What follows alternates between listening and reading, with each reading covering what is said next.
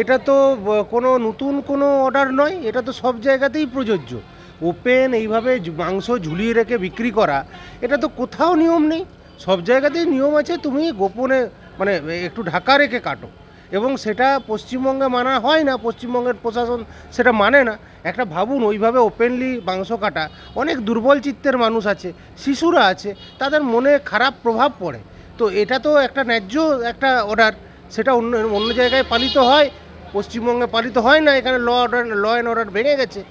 এটার মধ্যে বিরোধীরা যতই কিছু খুঁজুক, এটার মধ্যে কিছুই নতুনত্ব কিছুই নেই।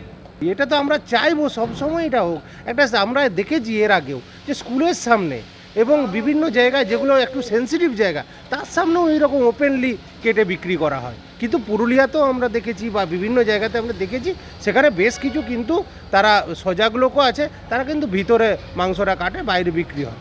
কিন্তু এরকম ভাবে ওপেনলি ঝুলিয়ে রাখাটা কোনোভাবেই পশ্চিমবঙ্গে মেনে নেওয়া যায় না। সেটা আমি প্রশাসনের কাছে অনুরোধ করব যে তারা অবিলম্বে তারাও এইরকম একটা মানবিক নৈতিক একটা অর্ডারকে ইমপ্লিমেন্ট করার চেষ্টা করুন।